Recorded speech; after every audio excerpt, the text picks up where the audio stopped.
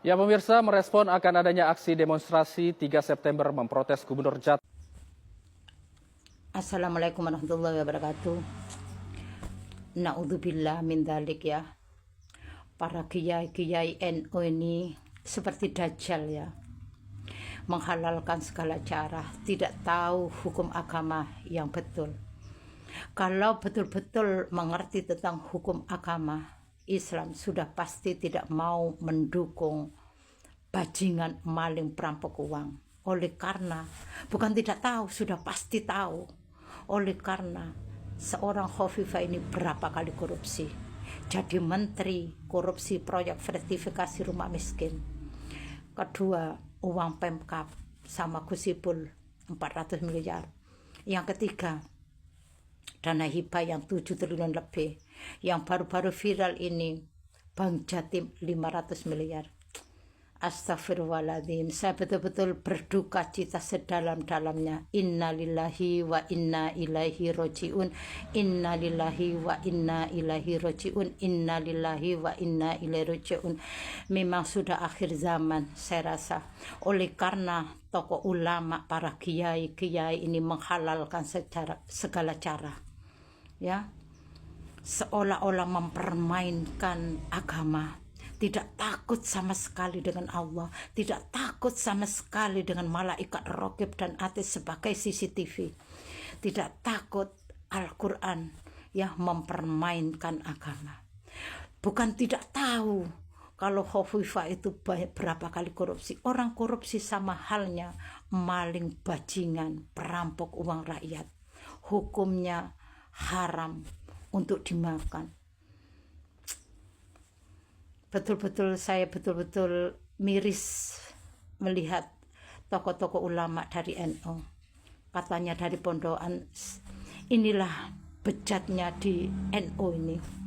Banyak tokoh ulama, banyak para kiai, gus-gus yang betul-betul tidak mengerti tentang hukum agama. Orang yang akan demo tanggal 3 September ini sama halnya amal ma'ruf nahi munkar, ya. Dalilnya begini Pak Yai, an-nadzafatu minal iman, kebersihan itu sebagian daripada iman. Jangan mengerti, termasuk barang kotor, barang najis, ya, seperti Khofifah ini sudah termakan babi dan anjing oleh karena hasil korupsi.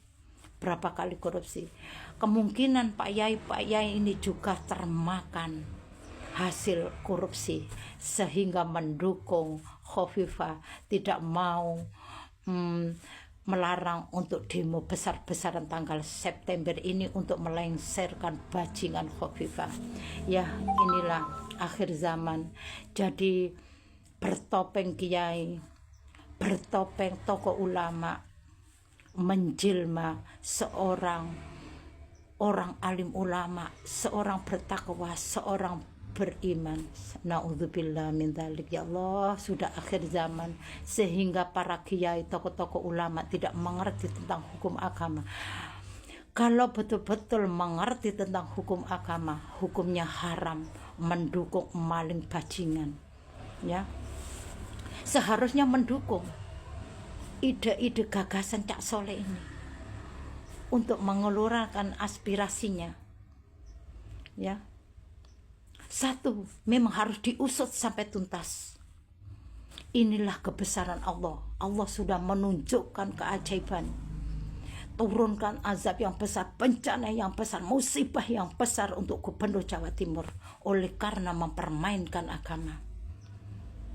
Sedikit-sedikit mengeluarkan dalil, sedikit-sedikit selawatan, buat permainan, tapi tidak takut sama sekali dengan Allah. Seolah-olah tidak ada pondasi didikan agama sama sekali, nol. Oleh karena berapa kali korupsi. Kalau betul-betul mengerti tentang hukum agama seperti Pak Yai ini, sudah pasti takut sama Allah, takut malaikat raqib dan atid sebagai CCTV Pak Yai yang harus dipertanggungjawabkan di akhirat.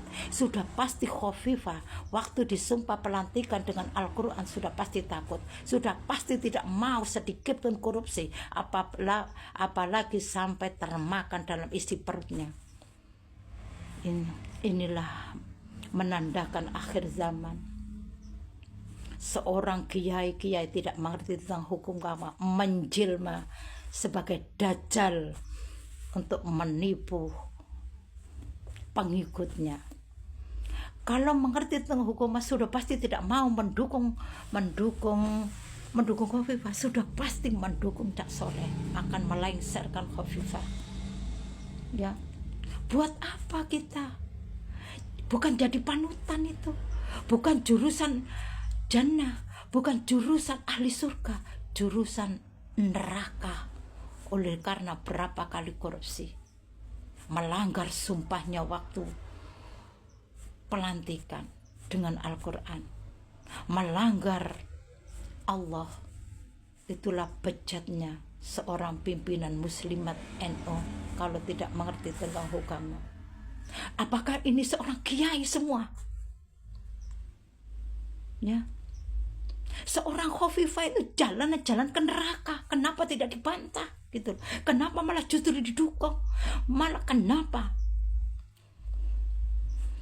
harus menghalang orang yang akan demo 3 September untuk melengsarkan bajingan Khofifah? Itulah rusaknya, bejatnya para kiai, gus-gus di NU. Naudzubillah min dzalik ya. Sadar Pak Yai, sadar, insaf, tobat nasuha sebelum meninggal jenengannya ya. Oleh karena kullu nafsin dha'iqatul maut, besok lusa jenengan mati, kita tidak tahu. Yang dibawa amal kebaikan, bukan amal kebejatan.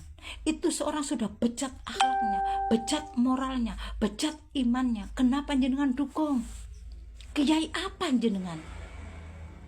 Rusak apabila kiai tokoh ulama begini terus, akan melahirkan generasi munafik, generasi bejat, generasi korupsi, jadi maling, jadi bejat.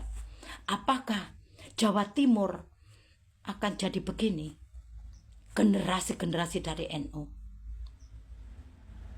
Astagfirullahaladzim, innalillahi wa inna rajiun. Seharusnya mendukung untuk melengsarkan bajingan Khofifah. Itu ahli neraka. Lebih katanya dari pondokan, lebih pintar berfatwa. Ini yang 2 kali ganda azab, menurunkan bencana yang sebesar-besar, musibah yang besar-besarnya. Inilah cara Allah untuk menunjukkan kiai NU jadi dajjal, mendukung koruptor, mendukung kemunafikan, mendukung penipu, mendukung pembohong. Sudah pasti maling bajingan tidak lari jauh, munafik.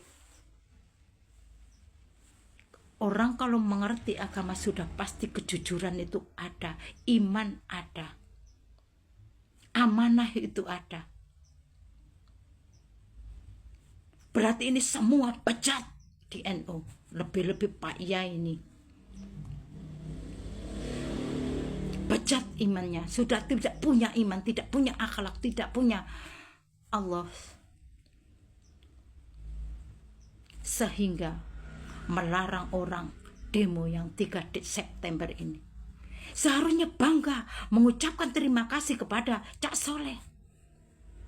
Itu termasuk jihad. Apabila meninggal termasuk mati syahid, husnul khotimah. Oleh karena membela keadilan, memerangi nafsu maksiat, termasuk kemaksiatan korupsi ini. Naudzubillah min dzalik. Sudah akhir zaman sehingga Pak Yai NU, gus-gus NU tidak tahu hukum agama yang sebenarnya. Kalau mendukung koruptor adalah haram. Salam waras nggih.